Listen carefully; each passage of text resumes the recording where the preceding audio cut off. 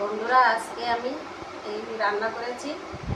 এটা ভাতটাকে আমি বেড়ে নিয়েছি, আর এদিকে করেছি থোড়, একদম কচি থোড় চিংড়ি মাছ দিয়ে থোড় রান্না করেছি। আর এদিকে করেছি মাছের তেল ভাজা, এর সঙ্গে রয়েছে শুকনো লঙ্কা, আর এটা রয়েছে চিংড়ি মাছের মালাইকারি।